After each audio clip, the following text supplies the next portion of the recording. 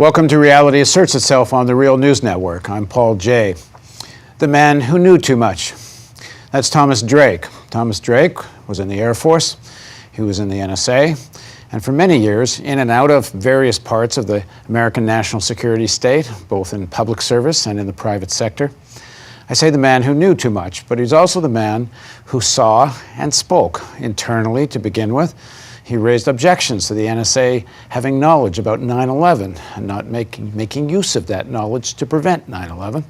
He went public eventually, but first anonymously, on a mass surveillance program that he thought violated the Fourth Amendment. He went public eventually, but first within all due internal process, on what he thought was a waste of multi-billion-dollar program that had been created for mass surveillance. So not only did it violate the Fourth Amendment, it also was a big boondoggle. The man who knew too much now joins us in the studio. Thanks for joining us, Thomas. Thanks for having me. So just quickly, Thomas is a former senior executive of the U.S. National Security Agency. He's a decorated United States Air Force and United States Navy veteran. And as I said, he's a whistleblower. He's a whistleblower who was indicted. Didn't go to jail, but you came pretty close. First of all, in Reality Asserts Itself, as most of our viewers know, I usually start with a personal backstory. We're gonna get there, but we're not gonna quite start there. For people who don't know your case, kind of just quickly, why did they go after you? They went after me because I knew too much about several things, and I shared it within channels and ultimately went to the press anonymously, and over the course of a number of years. But I was confronted by the dark side shortly after 9/11. So the first thing was the secret surveillance programs that were put into place as a result of 9/11 and unleashed on the petri dish called the United States of America, turning the United States of America into the equivalent of a foreign nation for dragnet electronic surveillance. To this day, we still don't know the full extent. And we're going to dig into all this. And then there was also the 9/11 knowledge, what NSA actually knew, what they should have known, what they didn't share, what they kept hidden, and information that they never even discovered until later. But you said that if it had been acted on, it might have been that information might have led to preventing the 9/11 events. Well, I consider NSA quite culpable. In fact, we'll get into the details as to why, but extraordinarily culpable, and they've been covering up their culpability ever since. What happened is I ended up speaking truth to power, starting with NSA, and they didn't like that. And I ultimately became a material witness in several government investigations, including 2 9/11 congressional investigations, a Department of Defense Office of Inspector General audit and investigation. And the long story short, after significant reprisal and retaliation, the New York Times article comes out in December 2005, revealing for the first time publicly the existence of the so-called terror surveillance program. It was not known as that, it was a convenient cover. That caused a huge stir at NSA and then within the Department of Justice. They referred it to the Department of Justice for criminal investigation, and I was put on a target list shortly thereafter. And I ended up being summarily visited by the FBI in November 2007 when they raided my house and raided my office down at the National Defense University. And then long story short, in April of 2010, I was very publicly indicted on a 10 felony count indictment, 5 under the Espionage Act, facing 35 years in prison. Fortunately, I'm sitting in front of you as a free human being. I never did end up in prison, never did end up paying a fine. Okay, and we're going to get to that story. We were chatting quite a bit off camera before we started the interview, and you repeated several times the phrase that you feel burdened by history. What do you mean? I'm extraordinarily burdened by history. It's the what ifs. It's the dirty knowledge that I had about secret surveillance. It's the dirty knowledge about critical intelligence the NSA actually had prior to 9/11 that was not shared properly with national command authorities, as we call them. They could have stopped 9/11 all by itself, just from the NSA intelligence. Never mind CIA or FBI. It was a systemic failure. I'm burdened by the massive multi-billion-dollar fraud on an extraordinary scale. The response to the failure of the government to provide for the common defense was, let's just spend a lot more money because we're too big to fail. I'm burdened by the mass surveillance regime that was put into place in the deepest of secrecy. All of this I'm burdened by, and it's all going on 14 years now. I looked into Pandora's box, and it was very, very dark, and the abyss looked back at me. And burdened because of what you had believed before you had looked into the box, and what this did to your vision of what America was? Well, no, my eyes are wide open coming to NSA. Some people have this idea that somehow that I was naive coming to NSA. In fact, my sanity was questioned as to whether or not I really wanted to join NSA. And your first day of the NSA is actually 9/11. First day I reported. I took the oath prior. It was all in processing. But the first day that I reported to my new job was the morning of 9/11. So if you weren't naive, why'd you join? It was an opportunity to serve my country again at a very senior level.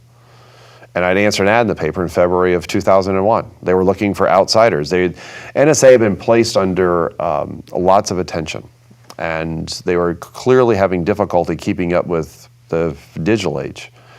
And they were severely challenged in a post-Cold War environment. And here they were, almost 10 years on, and they hired in about a dozen people. Their key stakeholder, Congress, particularly the Intelligence Committee, had been taking NSA to task for some years. And so they very reluctantly, it was General Michael V. Hayden, brought in about a dozen of us. So again, why the word burdened? I mean, if you say your eyes were wide open when you joined. It's burdened by what happened after I joined. I never quite imagined that the period in which I grew up as a very young teenager in the 1970s, that I would end up not only revisiting, but I would be reliving it on a far vaster scale in terms of government criminal wrongdoing, crimes, high crimes and misdemeanors as defined by the Constitution. Nixon. Reliving the Nixon era, reliving the Watergate and then some. It makes the Nixon era look like Piker is what happened after 9/11. In terms of the government simply unchaining itself from the rule of law and operating under extraordinary emergency conditions, the equivalent of martial law in the country, but in secret. Virtual martial law is actually what was instituted in the United States of America, truth be told. Again, why did you feel personally burdened by that? Because you were Because part of I it? would not remain silent, and I spent many, many years defending the Constitution against my own government. And I came up short. I was unable, with others. It wasn't just me, it was many others as well, who raised serious questions about what we were doing. But I've confronted all this early on. Within days and weeks of 9/11, I was confronted by the specter of Pandora's box opened up. For example? Well, I found out within days that an oral decision had been made, an oral authority had been given by verbal authority from the White House authorizing NSA to start spying on the U.S. on an extraordinary scale, starting with phone numbers and special arrangements with certain telephone companies, starting with AT&T. And I remember, we may get into more details on this, but I confronted the lead attorney. Within days of 9/11? Within days, a verbal authorization was granted. Is that NSA. possible that decision can be made so quickly and not had been thought about before 9/11? Yes. As one of the attorneys that I confronted told me, you don't understand, Mr. Drake. We live in exigent conditions.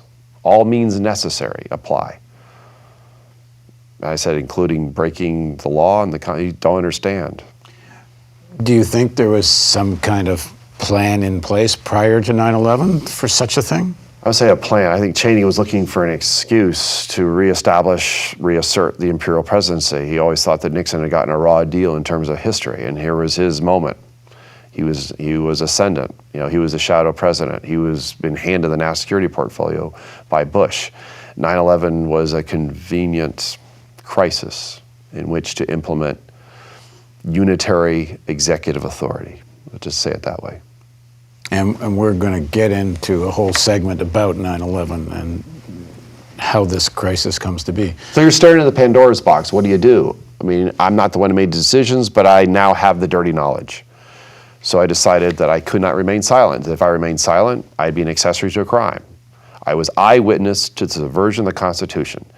I took an oath to that Constitution, and I was going to hold true faith and allegiance to the same. I didn't take an oath to the president. I didn't take an oath to secrecy. I didn't take an oath to anything else other than defending and supporting the Constitution against all enemies, foreign and domestic. Well, why didn't you buy the narrative that this was an extraordinary moment? America was under attack. Because we had failed the nation. Under the preamble of the Constitution, we had not provided for the common defense. But instead of actually acknowledging that failure, NSA and others took it as a huge opportunity. And as Rahm Emanuel is so famously said, never let a good crisis go to waste. And clearly, they were not going to let this crisis go to waste. But there's dark history here. None of this should have happened. And I'm eyewitness to a number of events that took place prior to 9/11 in which the alarm bells have been going off for many, many years. For example? Including my own experience as a reserve intel officer in the Navy down at the Pentagon. Start there. Well, I was on the terrorism desk for 18 months. I was there when they tried to drop What year were we in? What year? That was the 93, 94 timeframe. I was there when they tried to drop the World Trade Center towers the first time with truck bombs. And we were sending out reports. And I remember the senior intelligence officer, right, the J2, who reports to the Joint Chiefs of Staff, coming down to the Alert Center, the National Military Joint Intelligence Center, saying, yeah, I'm seeing all the reports, but who cares? Right, about some raghead in the desert. Literally said that. Who cares? Not understanding in 93 how serious they were about sending a message. We knew then that they wanted to demonstrate their, let's just say, their beef with the West by attacking Western landmarks. We sent out reports then that they're going to come back. And they came back, okay? This is part of the burden, this burden that we just failed the nation. We not only were 3,000 people murdered, and hundreds of foreigners were murdered that day as well on 9/11. That all burdens me, okay? Because it's the what if for me. What if the critical intelligence had been shared? What if? I realize 9/11 happened, but for me, it's life before 9/11. There's life after 9/11, and what I saw happen after 9/11 in the deepest of the bowels of NSA, right? I shudder when I even go back and replay all that.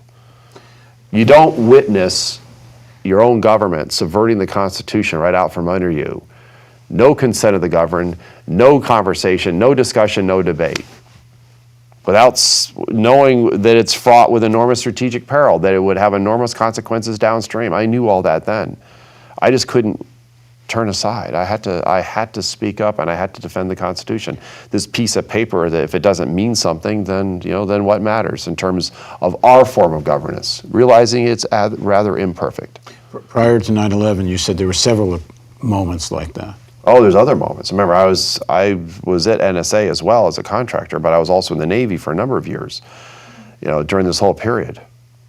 Yeah. What's another example? Well, another example is Tenet. He sent out memos to the entire intelligence community. The system was blinking red, 1998. Blinking red. And we had all the incidents leading up to 2001. All the evidence was there. All of it. And that doesn't even begin to address the reality of what NSA already knew prior to 9/11. They had what they call cast iron coverage on the Yemeni switchboard, the safe house. They've been monitoring that safe house since at least 1996.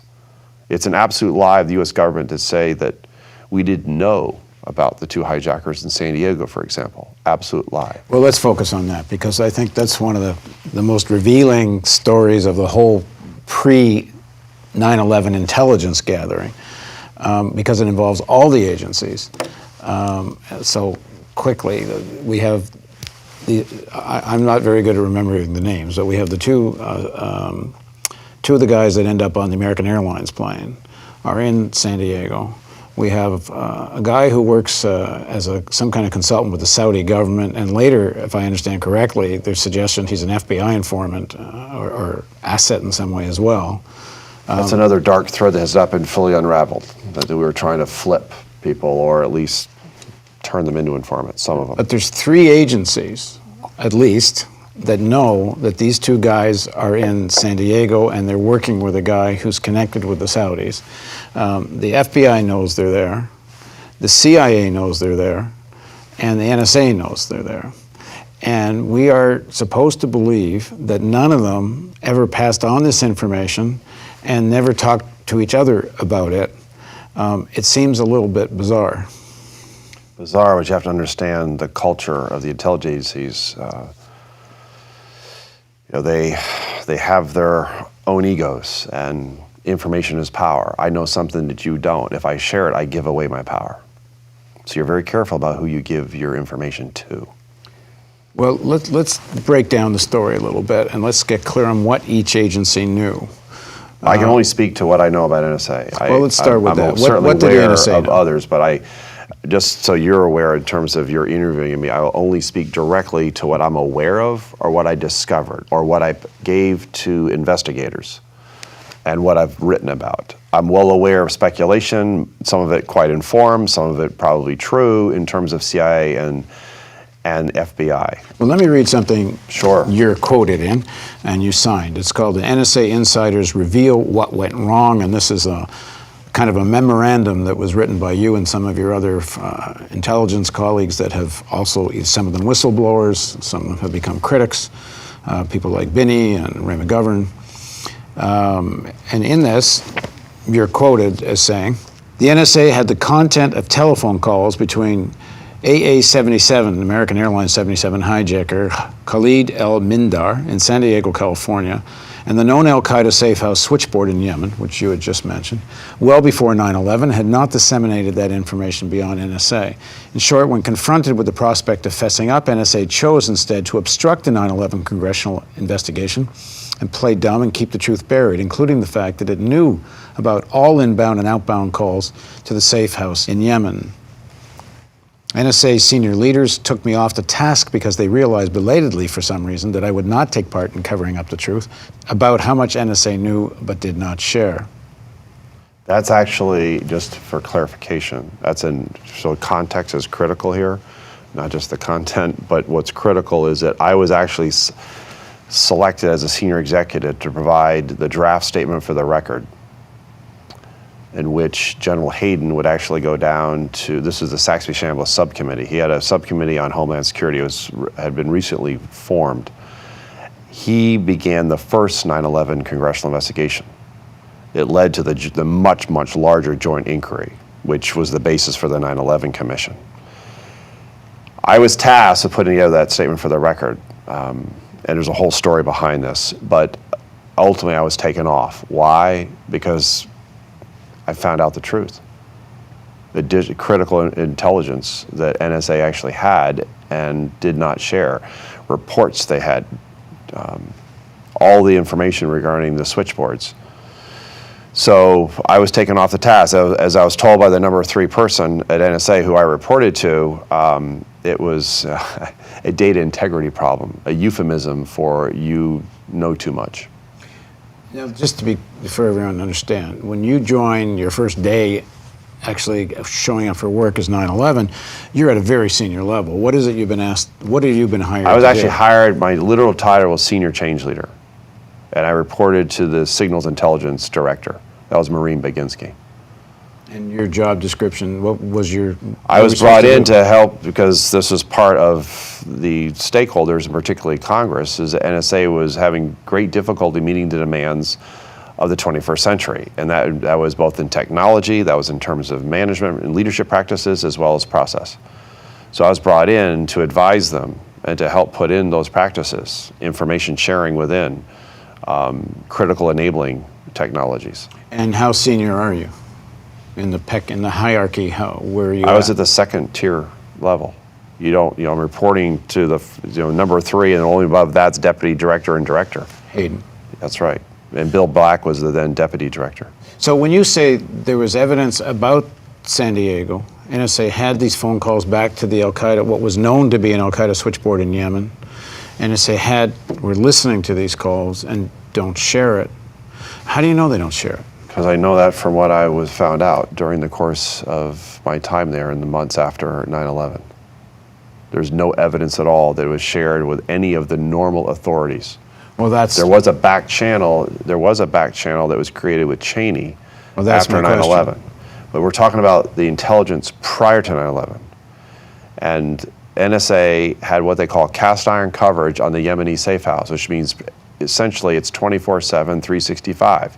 No matter what call is made into that switchboard, it is not only is it recorded, it's the content is also kept as well. And any number coming in, even if it's from the United States, you're going to know about it.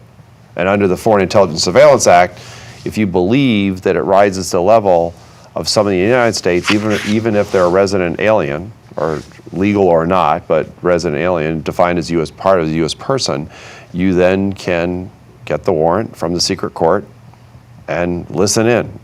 So if you're saying it wasn't shared, Richard Clarke, who was the chief terrorism czar, who under Clinton at cabinet level, and I always have said this many times in interviews on The Real News, it's rather interesting that one of the first early things that happens is after George Tenet, head of the CIA, tells George Bush in the first security briefing the number one threat to the United States is al-Qaeda and bin Laden, you then demote your national security guy. It wasn't a priority, I have to say that. It was not considered a strategic priority. The fact that NSA itself didn't consider counterterrorism a strategic priority, it wasn't a focus of their attention. It really wasn't. That's part of the bubble I keep trying to pop, this idea that somehow the United States, in spite of the Tenet memos, the system as a whole simply was not paying much attention to it. Well, let me tell you what Richard Clarke says.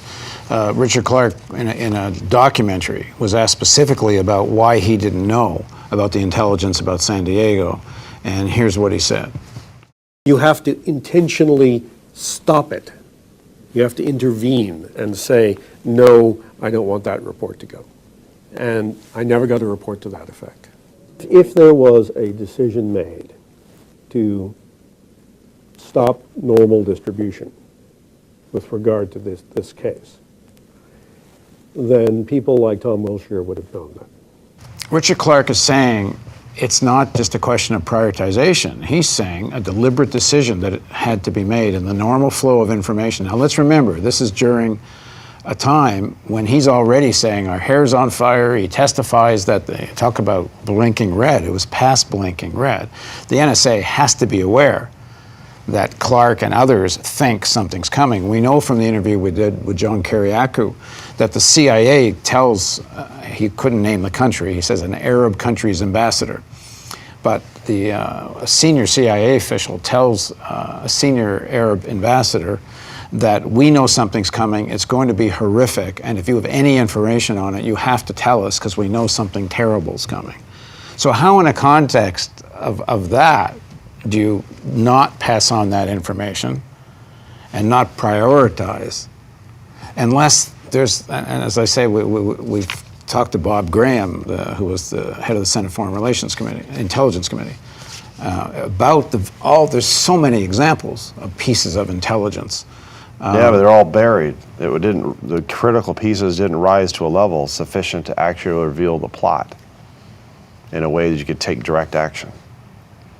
Although the intelligence was there, just wasn't being analyzed properly. That's a fact. Well, the intelligence was there. It was there.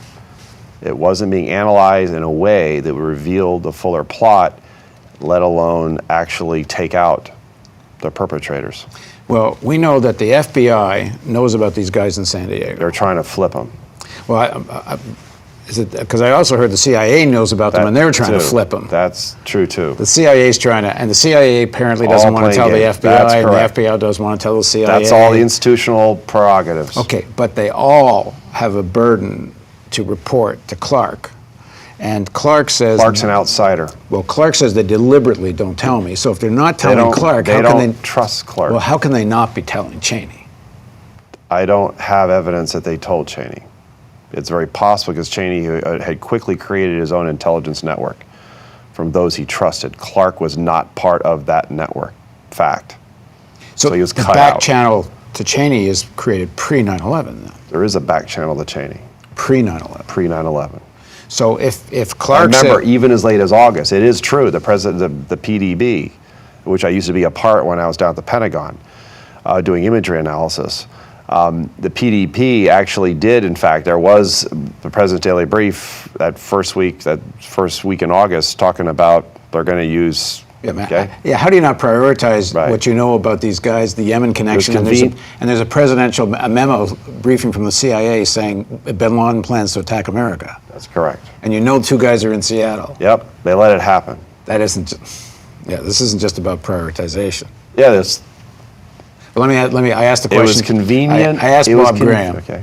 Here's what I asked Bob Graham. We'll play a clip. I interviewed Bob Graham and asked him exactly this question. So I'm going to say something which I think all you can do is say I can't comment on, but I'm going to say it.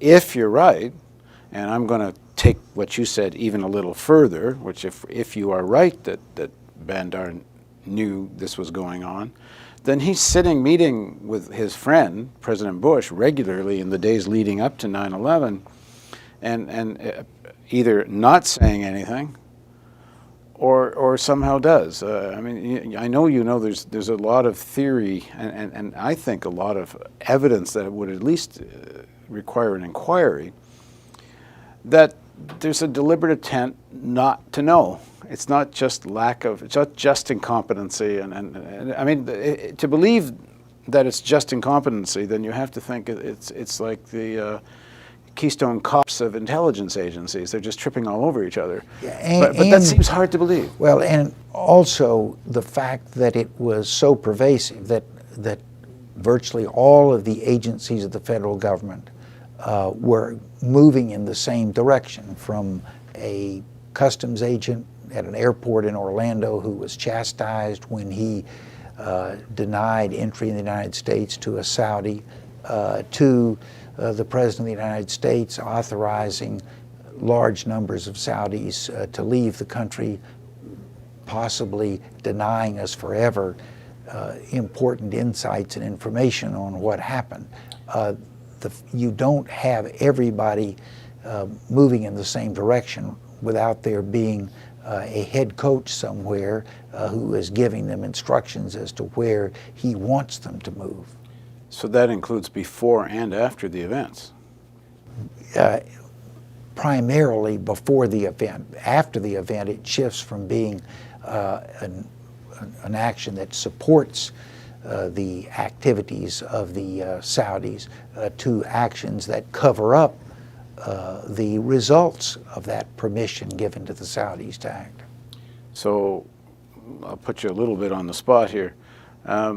Would it be, in this new commission that we hope comes, would it be a legitimate line of inquiry into whether President Bush and/or Vice President Cheney knew something might be coming and didn't do anything about it? In fact, may have actually taken action in the sense of creating a culture of not wanting to know. Well, by giving this answer, inferring that I believe that they did in fact have reason to believe that this attack was about to occur and made a conscious decision to suppress that information.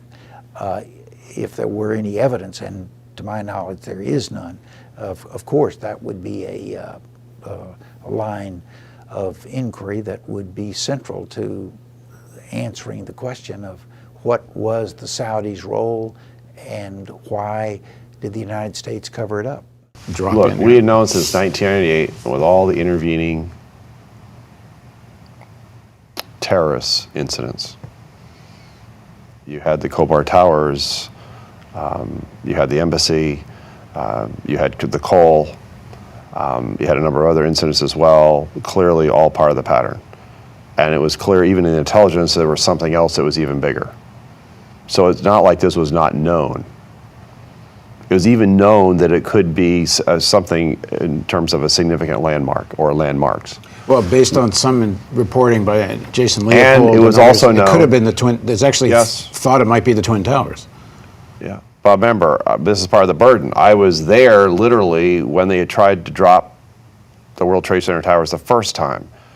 So part of the fear was that they would come back using something different. We also knew about the Bohica. This is that plot during the mid-90s about blowing up airliners over the Pacific. this idea that, that Condi Rice postulates that no one could have imagined, that was well imagined, is that you use airplanes as missiles. Okay. All known. And I'm not even addressing what you already touched on some of it. My fellow whistleblower FBI, Colleen Rowley, right? The famous, what became the famous, infamous letter that she sent to the director of the FBI and testified before the Judiciary Committee. Yeah, it was known that there were guys Yes. in yeah, Minneapolis Yes. learning how to take off, and they don't want to learn how to land. that's correct. And they can't get a warrant to get to the guy's computer. Yes. All of a sudden, the FBI is so worried about getting to the Yes. constitutional rights to get to somebody's computer. Yeah. There's so many examples like this. There's a number of examples. I agree.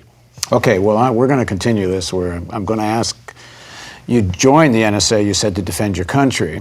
And then off camera, you told me, but... Well, I joined, I say but- defend my country. See, I had served in the Air Force during the Cold War. Okay, I flew in RC-135s. I listening in on the Warsaw Pact. I became the target country in which I became an expert as a cryptolinguist was East Germany. Okay, so I'm certainly well aware of what a surveillance police state looks like and sounds like. Okay, you don't listen in on those type of communications year after year without it affecting you in terms of what does that mean, right, and why it's important not to go in that direction. So I had served in the Air Force. I actually had a short stint at the CIA, and then I had been at the Navy for a number of years. All right, I'm going to stop you, because this is where we're going to pick up in the next segment. Because we're going to get to how you go from there, from the Navy, and from fighting for your country, and I assume, believing most of the narrative that supports all of that. Actually not, but that's part of the deeper story. All right, well, we're going to get there. So please join us for the next segment of our interview on the Real News Network.